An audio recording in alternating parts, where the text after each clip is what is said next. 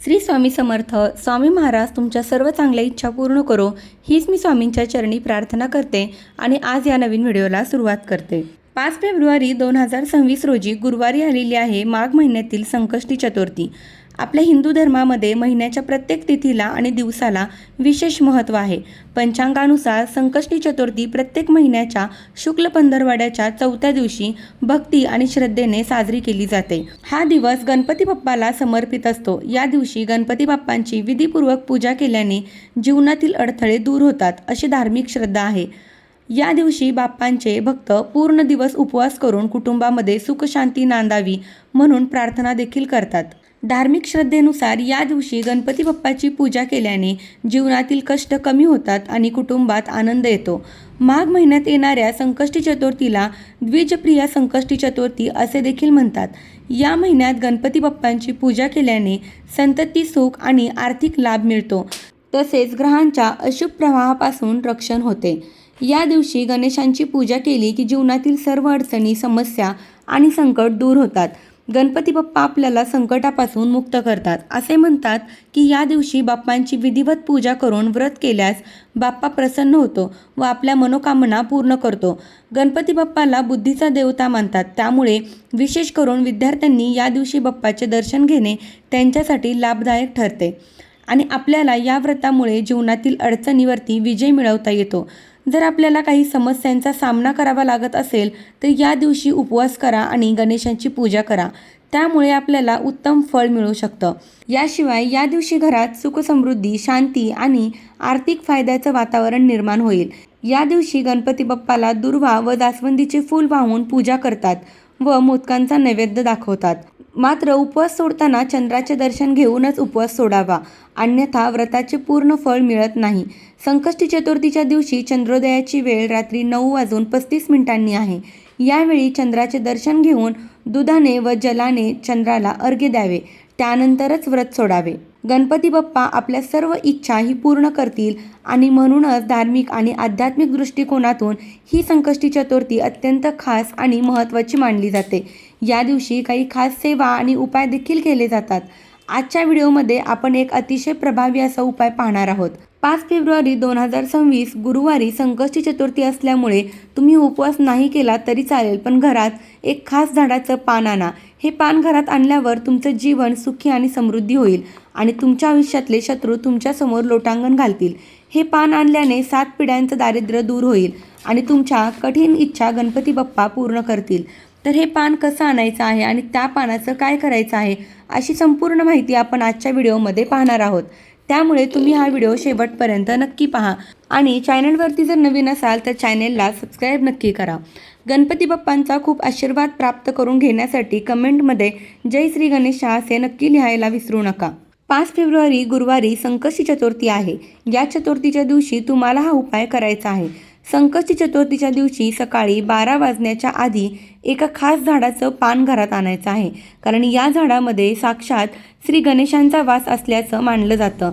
चतुर्थीचा दिवस संपूर्णपणे गणेशाला समर्पित असल्यामुळे या दिवशी पृथ्वीवर गणेश तत्व हे इतर दिवसांच्या तुलनेमध्ये 1000 पटीने अधिक सक्रिय असतात आणि म्हणूनच या दिवशी केलेले उपाय अत्यंत शक्तिशाली आणि फलदायी ठरतात. या उपायामुळे आपल्याला आपल्या मनातल्या ज्याही कोणत्याही इच्छांची पूर्तता करायची असेल त्या इच्छा पूर्ती करण्याची ही एक मोठी संधी आहे.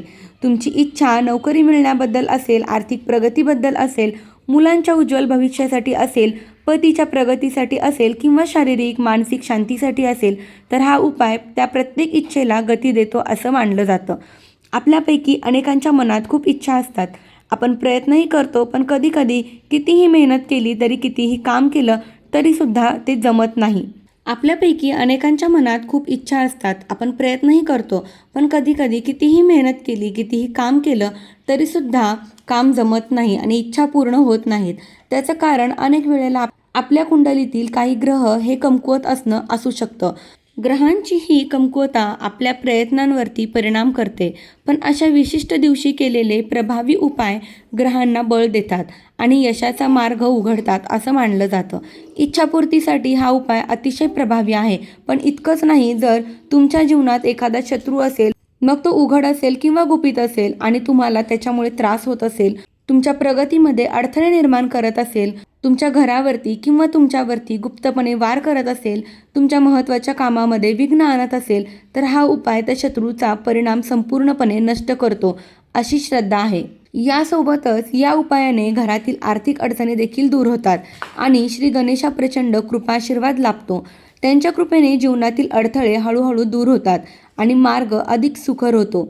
तर हा उपाय अगदी साधा असला तरी त्याची शक्ती मात्र फार मोठी आहे आणि म्हणूनच गुरुवारी चतुर्थीच्या दिवशी तो श्रद्धेने नक्की करा. गणपती बाप्पांच्या कृपेचा अनुभव तुम्हाला सुद्धा नक्की येईल. तर हा उपाय करण्यासाठी आपल्याला संकष्टी चतुर्थीच्या दिवशी सकाळी लवकर उठायचं आहे.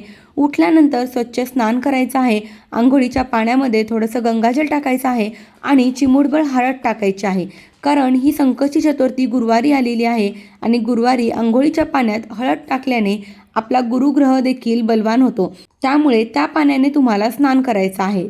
तसेच आपलं शरीर, मन, आत्मा हा शुद्ध आणि पवित्र होतो. त्यानंतर तुम्हाला स्वच्छ कपडे परिधान करून आपल्या देवघरातल्या देवांची विधिवत पूजा करायची आहे. गणपती बाप्पांच्या मूर्तीवरती अभिषेक करायचा आहे. तर तुम्हाला पंचामृताने किंवा कच्च्या दुधाने किंवा तुम्ही फक्त स्वच्छ पाण्याने सुद्धा अभिषेक करू शकता. धूप, दीप, अगरबत्ती लावून वातावरण हे प्रसन्न करायचं आहे आणि त्यानंतर तुम्हाला हा उपाय जो आहे तर तो करायचा आहे. आपल्या वास्तुशास्त्रामध्ये अशी काही झाडं झुडपं सांगितली जातात.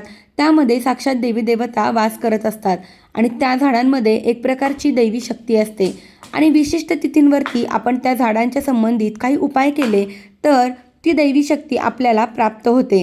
असंच एक दैवी शक्ती असलेलं झाड आहे ते म्हणजे जास्वंदीचं झाड. गणपती बाप्पांना जास्वंदीची फुलं ही अतिशय प्रिय आहेत असं म्हटलं जातं. जर आपण मनोभावे गणपती बाप्पांना एक लाल जास्वंदीचं फूल अर्पण केलं तर आपली इच्छा व्यक्त केली तर आपल्या इच्छा ह्या 100% पूर्ण होतातच. कारण गणपती बाप्पा हे जास्वंदाच्या फुलावरती विराजमान आहेत आणि म्हणून हे फूल त्यांना अतिशय प्रिय आहे. या फुलासोबतच या झाडांच्या पानांना सुद्धा अत्यंत महत्त्व आहे आणि बाप्पांना या झाडाची पानं सुद्धा अत्यंत प्रिय आहेत आणि म्हणून आपल्याला या झाडाच्या पानाच्या संबंधित हा जो उपाय आहे तर तो करायचा आहे. आपल्याला या जास्वंदीच्या झाडाचं एक पान घ्यायचं आहे. पान घेताना ज्या झाडाला लाल रंगाची फुले येतात तर असंच पान तुम्हाला घ्यायचं आहे आणि यासोबतच एक या झाडाची काडी देखील तुम्हाला घ्यायची आहे. त्यानंतर हे पान तुम्हाला स्वच्छ धुवून घ्यायचं आहे. कुंकवाचा थोडासा गंध तयार करायचा आहे. कुंकवामध्ये पाणी टाकायचं आहे आणि त्याचा गंध तयार करायचा आहे.